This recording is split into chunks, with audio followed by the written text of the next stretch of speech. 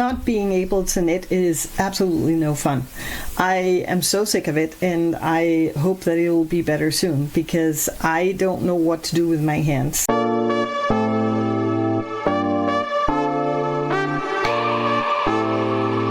Hi there, welcome or welcome back. My name is Lisa and you're watching LiseLight. I'm a Danish knitter based in Copenhagen, and this is going to be a fairly regular podcast episode with where I share some of the stuff I have finished, and I tell you a little bit about the situation. You heard in the beginning there is no knitting for me at the moment, and I'll talk a little bit about that, and then I will show you the progress I have on things. So yeah, let's just jump into it.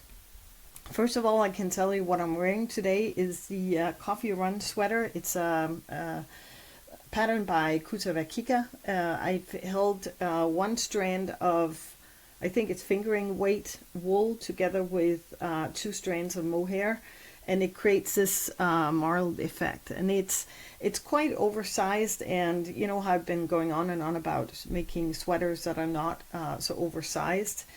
Which is also good, but there is a room in any closet for a bigger sweater, I feel like, at least one.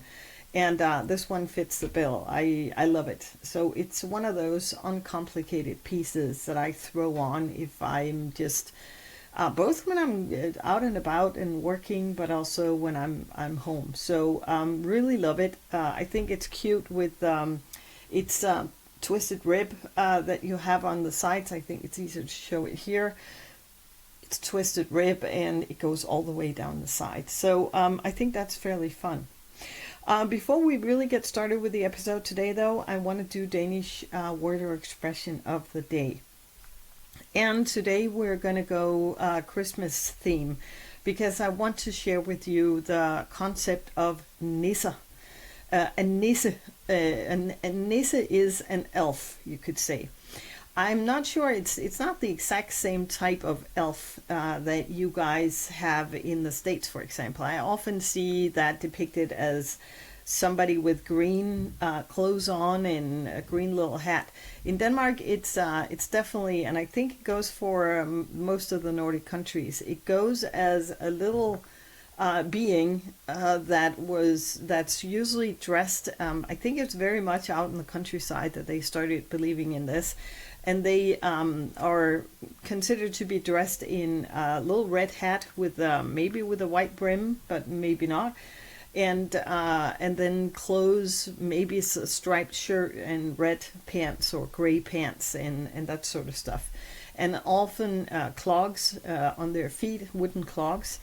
And I was doing a little research, and it turns out that people started believing in this all the way back to the Viking Age. And the thing is, they weren't that nice in the old days. They were kind of mean.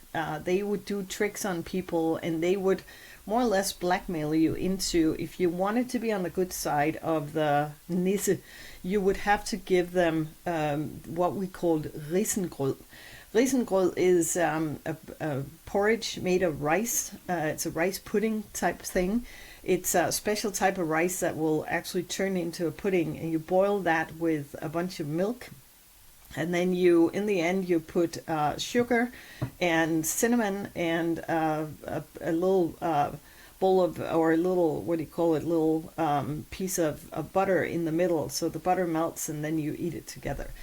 And it's a very traditional thing you eat still every Christmas time. All the kids will love it. They'll ask for it all the time. It's something we make a lot.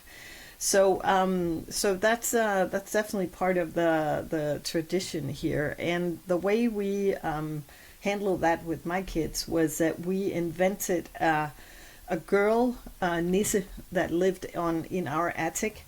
And she would leave clues, you know, she would tease, especially the girl's dad would be teased a lot. She would tie together his shoes, we would have this fun of him going out and yelling at the nisse and say, I don't want you here, you need to move out. And then she would tease him the day after, and the kids loved it. They thought it was so funny. And we actually had a whole thing going. It was a big production in the end because she was actually writing letters to the kids and they would write letters to her. And we would have to fake this handwriting, writing left-hand letters to them so they wouldn't recognize our handwriting. So it was a whole thing. And they still talk about it because they really, truly believed in it for so long. And we had so much fun with it. So it's more that I've never had my kids believe in Santa Claus because there's so many of them out at Christmas time. You see one in every supermarket, not supermarket, but malls and whatnot. And kids are not stupid. They know that it's fake and it's not real, and you can see it, and it's just not convincing. So that was never the thing, but they truly believed that we had this Nisse living in our attic. So we had so much fun with that. So the little hat they have on is called Nisse Hue. Hue is a hat. And so it could be a knitted hat. So you can knit these Nisse Hue yourself if you want to. So that's a big thing for the kids here. All right, with that out of the way, it's a little cute Christmas tradition from Denmark. Let's just get into the content. Let's just address the elephant in the room. I have these funny little, I have no idea if they work, but they were little, like somebody loaned them to me and said, try to wear these because this might help you. They're like little things you wear with little magnets in them. I have no idea if it works, but it feels nice, so I'll go with that. What happened was that about almost 2 weeks ago, I woke up one morning with two things: a headache. I never have a headache. And immense soreness in both of my hands. And they felt sore the same way, the exact same way. It was no difference. They were both really, really sore. And all the way down to my wrists. And not so much elsewhere in my body. I didn't have any fever. Nothing. And I was like, this is weird. I kept knitting a little bit, and it didn't really hurt knitting as such, but I figured after a couple of days, I probably should not do that. It's probably better if I just not do anything, because this is kind of bizarre.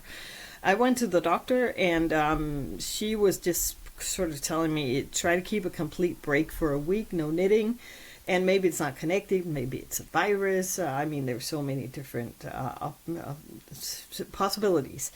And there really isn't. There is a tiny bit of improvement. I seek some treatment at the moment. I won't go into long details because it gets kind of boring. But I am also investigating whether this could be hormone related. I'm at the age where a sudden drop in estrogen can actually cause, soreness in your joints and different stuff. So I'm definitely going to have that checked out. Just to at least rule it out, if anything. So I'm definitely going full investigative mode at the moment because this not knitting is driving me up the wall. I'm really trying to be good about it because, what's it going to do if I break my rest period and just make it worse? I don't want to do that. But it's like I don't have any strength in my hands at the moment. It's such a weird feeling. I think I have pretty strong fingers normally. And I never had any discomfort in knitting whatsoever, ever. So, the fact that I can wake up from one day to the other with this type of pain, I don't get it. It's so bizarre. So anyways, there's no knitting at the moment. So what I've done, and I want to shamelessly advertise this series, and I hope you want to subscribe because then you can follow it along. I decided to do a little advent calendar in the short video forms here on YouTube. So little tiny snippets of videos. They can't be more than 3 minutes every day, so it's not a huge thing. But I share something knitting related every single day. I also want to take you with me out and about. That's maybe less, that's more Copenhagen and Christmas than it's knitting related, but I want to take you. I actually have a plan. I want to visit some yarn stores here in Copenhagen at this Christmas time to see if they have fun Christmas-related stuff that we can look at together. And also I want to take you around to see the Christmas decorations in the city. Particularly, I hope I get to do that. There's a tradition that's called Saint Lucia, which is it's on the 13th of December, where it's usually the little kids that walk in procession through their schools and whatnot, where they sing a certain Santa Lucia song. And this time of year in Copenhagen, there's a tradition that everybody who has a canoe, they actually sail around the canoes in Copenhagen and make several stops where they sing for the people who watch it. And I saw it last year and it was magical. So I'm definitely hoping that I'll get to do that this year as well. And film a little bit of it for you. So all those kinds of snippets are going to be on the channel every single day until Christmas.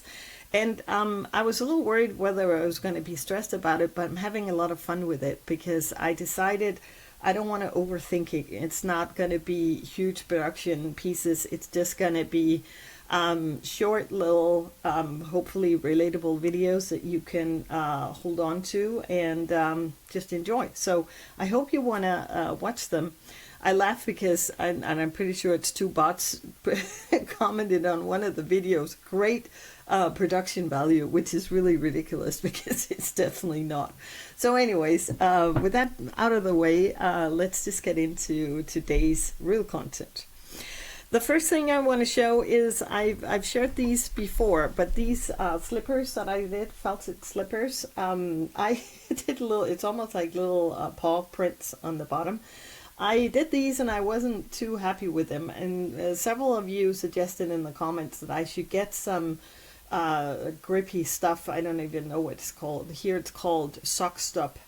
That you put on the bottom, and I had to make a couple of attempts so that you don't slide around, because if you don't have this on, I will claim that these are dangerous to wear because they're so slippery. So these are gifts for my middle daughter and her boyfriend. So I made a pair for her. These are smaller. Of course she has a smaller foot. I'm a little bit in doubt if these are too big, but the good thing about the felting part is you could just stuff them in the washing machine for another short cycle, and they would shrink a little bit, and they will be able to fit them perfectly. I think if you put a sort of a sole in them, I think they would be even more pleasant, but I think just for lounging around in the house, I think they're fine. And then I did, without being too cheesy, I did a little pink, oh, I can't figure out because this is backwards, a pink little embroidery on hers and a gray little embroidery on his. Of course there's the size difference, but since they're black you could easily get them sort of mixed up if they're not organized. So they're done, both of them, and yeah, I had plans on knitting more, but again, we don't know if I will be able to finish anything before Christmas.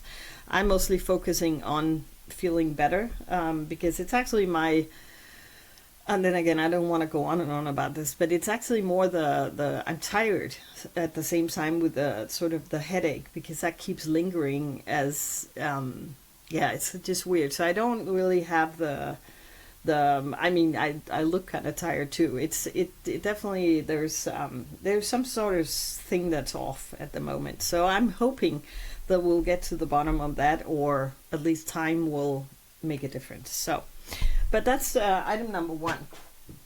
And then also I shared in my little Christmas advent calendar that this might actually be the culprit of, if it's knitting related in my hands, this could be the problem. Because this is the clutch from Petite Knit. I started knitting it, I've been going on about this before. I had this alpaca boucle yarn left over from, it's a drops yarn. And I had 3 balls of it, and I was all excited because I figured I could do at least, I think I could do 2. This is the smaller size. I bought 2 frames, and I was like, I'm gonna do this as a present for my friend.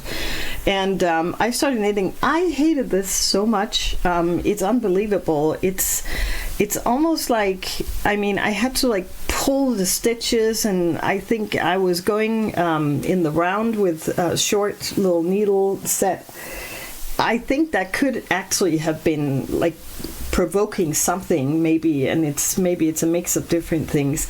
And not only that, but I realized that there are holes in the knit. I think I lost stitches in the middle of it without knowing, and I also managed to get too many stitches sometimes without knowing. And I mean, I'm a pretty good knitter, if you ask me. I'm pretty experienced, and still this was just hell on earth, to be honest. I'm being a little dramatic, but I really disliked it.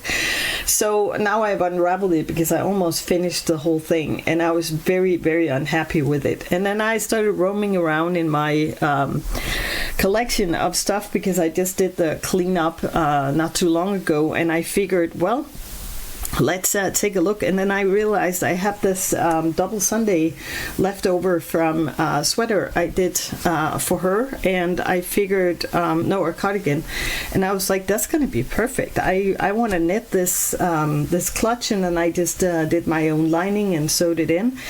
And this didn't feel so painful, but still the smaller, shorter needles are not my friend. I think I don't think my hands like those very much. I usually do magic loop for this type of stuff, and I think I should have done that. That would have been better for me. So that's definitely a learning for next time.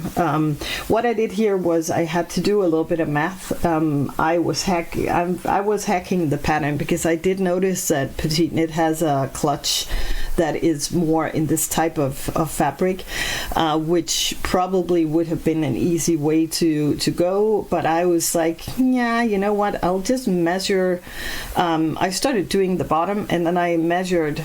I didn't gauge swatch, I just did the bottom, then I measured how much is that compared to the original pattern, and what are the measurements supposed to be when it's done. And then I started figuring out how many stitches would I need to pick up.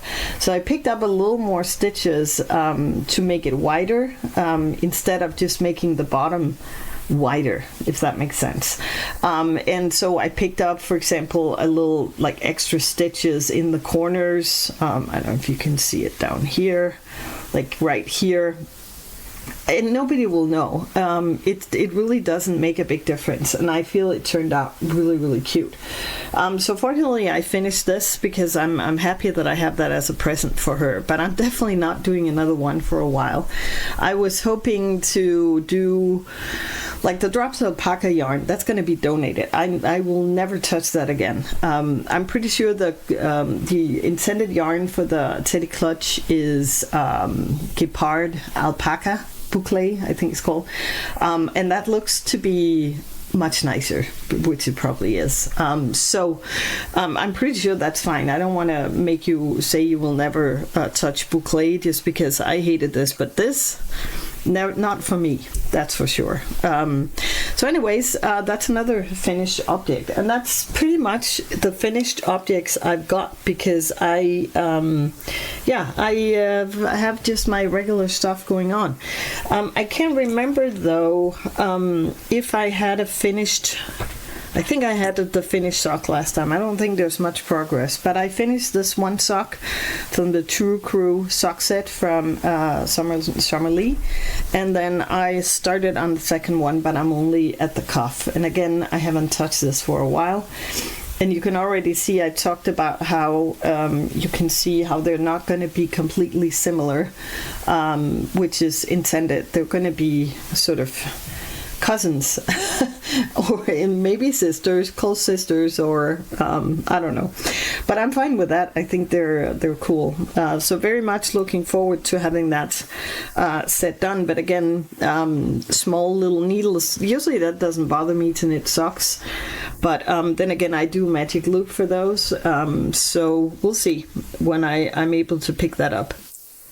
And then I want to share with you my Giardino, because I have a question I hope you can help me with. This is the progress so far. I've done all the color work, as you can see, and split for sleeves. I'm working on the body at the moment. And I'll just pop in a little video of, it's over here, of the blocking, before the blocking and after the blocking. The reason I did the blocking was I was getting worried about whether the opening for the arm or the armhole, whether it's wide enough. And I've been going back and forth, and then I decided before I make a decision about that, I definitely want to block it. And I feel, because what I don't want is that it's so tight that it's like that I can't lift my arm, so to speak. But then again, I don't want it so deep because that's why I usually avoid round yokes for me, because I feel like they tend to be enormous around the bust and arm, like deep armholes. And I really don't like that. I don't think it's very flattering. And you can see when I wear it, if I continue straight down, it's going to be very, very pretty and pleasant. So I really would love to keep it that way. So I think... But let me know what you think. But I feel that it's okay. I might, and I'll go back and do a little bit of more measurements to see, because I've done this before with other sweaters where I've done one size for the main part, and then I've actually knit the sleeves in a bigger size. So maybe I'll pick up a little more stitches for the sleeves, but I'll have to do a little bit of math on that. And then my second question is, I think all the time I've thought that I wanted to do the sleeves long. And now I'm suddenly in doubt whether I should do a t-shirt length, or down to my elbows. What do you think? Because I kind of like that style. I have several woolen t-shirts that I like to wear in the winter if I want a little bit of warmth, but I don't need the big, huge sweater. So that could be kind of cute too. But I'm not convinced what the right solution should be with that. But I think I'll wait on that till I've done the body. And then we'll see how it goes. And also what I shared in one of my little daily advent calendar videos is, there are pros and cons to do color changing yarn. So this is Noro in this beautiful version here. It's great when you go in the pink and the cream sections. You can definitely, it's more obvious when you look at the pattern compared to the main color. But once I got down to like here type of, and I think even, I think that's probably why it's more obvious. Around here. The colors were so similar. The color of the Noro was so close to this that I also really had to pay attention to not mess it up, which strand I was choosing to knit with, because they were so similar. And it does make, if you compare to the original, it does make the color work stand out a little less, but I still think it looks amazing. I'm not mad about it. I was just considering it's just something to keep in mind if you want to go the same route. I think it's a brilliant way, because I had no idea what to use this what do you call a skein for. I think it is sock yarn, but I was like, this is way too uneven to be nice for socks. And it would, I don't know. I wasn't convinced that would be a good choice.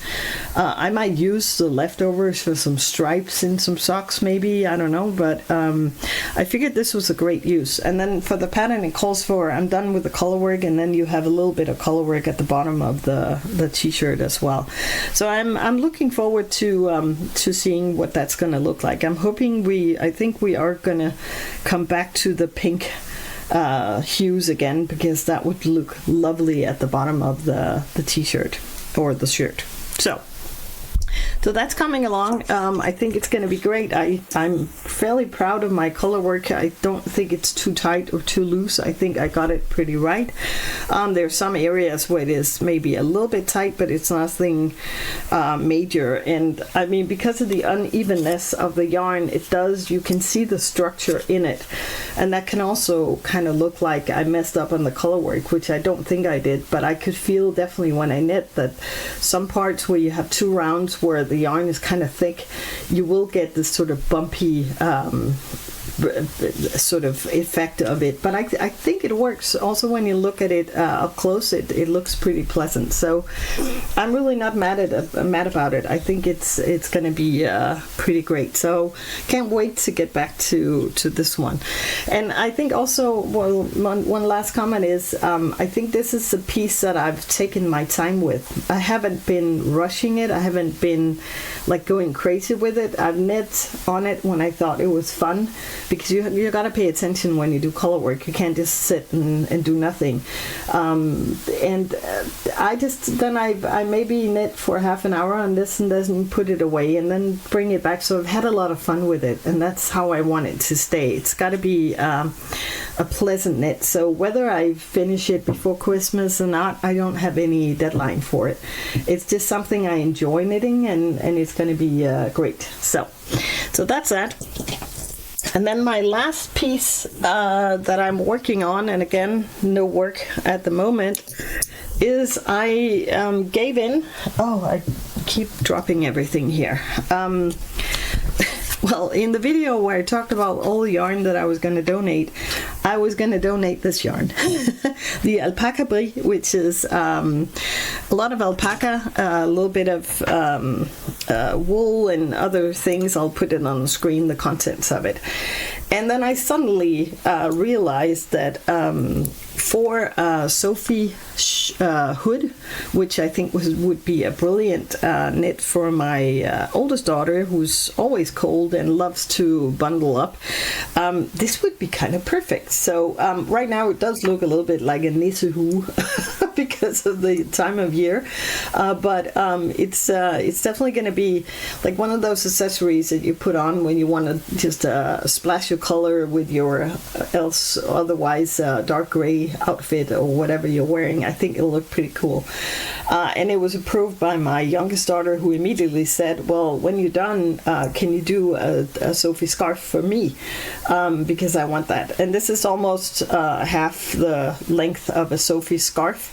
So what I'll do for her is probably go with approximately that length before I do the decreases, and then I'll do more increases so it gets a little wider and at a point here is what she wants. So I'm gonna hack the Sophie hood pattern to do my Sophie scarf. I know it's controversial, and it's not that I don't want to support designers. I just feel like the modification I need to do in order to turn this into and I don't know if it's going to be it's not going to be the exact Sophie scarf. It's so minimal what I need to change that I'm like, in this case, I'm not going to buy the pattern. I've bought a lot of the patterns. I don't mind that, but in this case, that's a little silly. I feel like I can definitely figure that out. So that's that. And I think the fabric of it looks really nice. It's fluffy and warm and dense, and I think it's going to look good. So this wouldn't take me very long to finish, but again, only if I'm able to knit. If I'm not able to knit, this is just not going to happen. So it may be that her Christmas gift is going to be this in a wrapped up, and then a note of whenever I can knit, I will knit this for you, and then we'll see what happens. So that's a little bit of a bummer, but yeah, that's what it is. Yeah, it is sad, but there's really nothing I can do about it. So at the moment, I don't really have a lot of plans. I can tell you, though, if I am going to be able to knit again, I am going to be able to knit again, but before Christmas, I will definitely work on this one to finish that. And then I am considering to knit another pair of these slippers for actually the oldest boyfriend, maybe, possibly. But again, I don't want to stress myself. I'm not in any hurry. I think, I don't know if you know this, or if you tell me if you have the same experience. I love to gift stuff to people who enjoy it, but sometimes I get the feeling sometimes that it's more me wanting to make it than it's them really wanting it. You know what I mean? And I don't want to make them sound ungrateful, because they're not the ones asking for it necessarily. It's different when my daughter asks me for a Sophie scarf. I'm all over it. Even though I've made a little bit fun of the Sophie thing and said it's not for me, I'm totally fine with it. When she wants it, I'll knit it for her, no problem. But me gifting all this stuff to my kids that they haven't really asked for, I mean, you can't really expect people to go nuts about it. So I don't want to stress about it, that's for sure. But we'll see. We'll see how far we go. When everything settles down and I'm able to continue knitting, it's definitely going to be focusing on the Giardino sweater, getting that finished. And then I want to start on the Brady Loop Tee that I've talked about. But I'll get more into that when we get to casting on that project.